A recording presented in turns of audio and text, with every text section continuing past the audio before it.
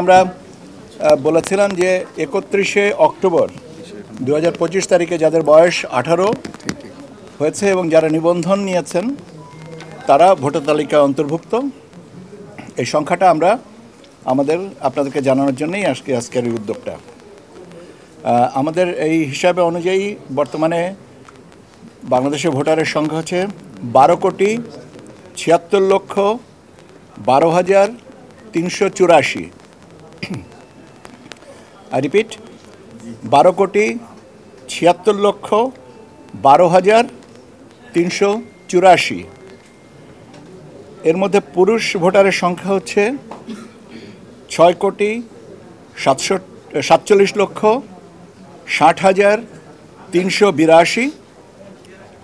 6,47,60,382। আর মহিলা ভোটারের সংখ্যা হচ্ছে 6,28,50,772। 6,28,50,772। আর মানে তৃতীয় লিঙ্গ যেটা আমরা বলি হিজড়া, ওনাদের সংখ্যা হচ্ছে 1,230। পুরুষ এবং মহিলা ভোটারের এখন সংখ্যাগত পার্থক্য হচ্ছে পুরুষের ভোটারের সংখ্যা বেশি, 19,09,610 জনা।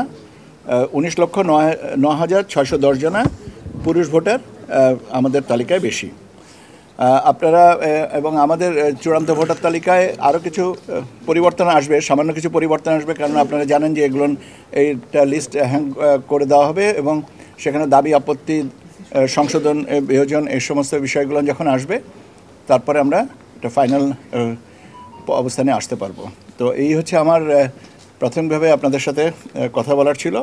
এ বিষয়ে আপনাদের কোনো প্রশ্ন থাকলে আমি উত্তর দেওয়ার চেষ্টা করব। চূড়ান্ত ধাপে কতজন বাড়লো?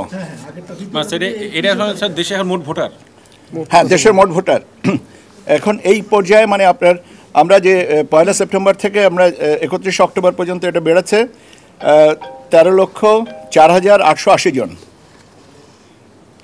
13,04,880 জন এই সংখ্যাটা বেড়েছে ভোটার তালিকায়। যে 31 অক্টোবর পর্যন্ত বর্ধিত করার সুবাদে এটা বেড়েছে আর কি 13,04,880 জন।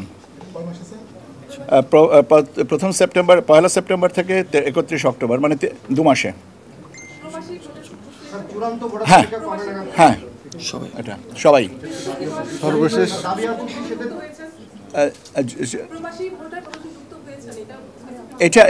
এটা এখন ব্যাপার হচ্ছে এই মুহূর্তে আমি আপনাকে আরও পরে বলতে পারবো। তার কারণ হচ্ছে যে কিছু কিছু জায়গায় আমাদের এখনও মাঠ পর্যায়ে কিছু তদন্ত বাকি আছে, সেইগুলোকে সম্পন্ন করে একটা চূড়ান্ত অবস্থানে বলতে পারবো।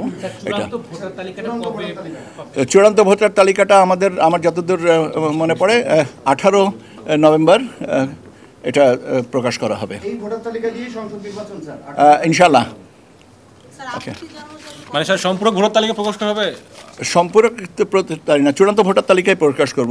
আপত্তি জানানোর তো এর ভিতরে আমরা এখন তো এটাকে জানিয়ে দিলাম আপনাদের মাধ্যমে। এখন আর তাতে নতুন কোনো কিছু নেই। এখন আপত্তি, দাবি, সংশোধন ইত্যাদি এই আগামী কত তারিখের ভিতরে? 17 তারিখের ভিতরে আমরা যেন 18 বা 19 20 তারিখের ভিতরে, 20 তারিখ বোধ হয় আসবে, আমরা এটাকে 17 তারিখ পর্যন্ত দিবেন, আমরা তারপরে এটা সংশোধন করে নেব। মূলত হচ্ছে দেখা যাচ্ছে যে 13,04,880 জন যেটা নতুন অন্তর্ভুক্ত হয়েছেন, দাবি আপত্তিটা মূলত তাদের ক্ষেত্রেই প্রযোজ্য হবে। কারণ এর আগে তো যেগুলো আমরা সম্পূরক তালিকাগুলো বা যে তালিকাগুলো সংশোধন করে টাঙিয়ে দিয়েছে সেগুলোর উপরে সময় আর কি আপত্তিটা তাদের নিষ্পত্তি হয়ে গেছে। কাজে এখন মূলত হচ্ছে যে 13,04,880 জনের উপরেই আসবে। আর প্রিয় সংশোধন নিয়ে সবচেয়ে সংশোধনের সর্বশেষ অবস্থা আমারও জানা নেই। এই কারণে আপনি বলেছিলেন জানাবেন। আচ্ছা, আমার জানা থাকলে তো আমি জানাবো, আমাকে বলার সুযোগটা দেবেন তো। কিছু বলার আমরা তো এটা ব্যাপার হচ্ছে যে মাননীয় উপদেষ্টা পরিষদে এটা মানে নীতিগত অনুমোদনের পরে বাকি কাজটুকু করেন লেজিসলেটিভ ডিভিশন, আইন বিচার ও সংসদ বিষয়ক মন্ত্রণালয়। তারা এই অধ্যাদেশটা জারি করেন। কাজে অধ্যাদেশ জারির বিষয়টা যতক্ষণ না পর্যন্ত হচ্ছে ততক্ষণ পর্যন্ত আমরাও আপনাদের মতন অপেক্ষায় আছি। বিষয়টা হচ্ছে সরকারের কাছে, আইন মন্ত্রণালয়ের কাছে এটা আছে। আইন মন্ত্রণালয়ের উত্তরটা দিতে পারবে, আমাদের কাছে করণীয় কিছু নেই। কারণ আমাদের প্রস্তাব অনুযায়ী আমরা এটা উপদেষ্টা পরিষদে এটা নেওয়া হচ্ছে, সেখানে অনুমোদন হয়ে গেছে। এখন এরপরে যদি কোনো কিছু কোনো কিছু প্রাসঙ্গিক হয় সে বিষয়ের সাথে এইসির ট্রুলি স্পিকিং কোনো সম্পর্ক নেই।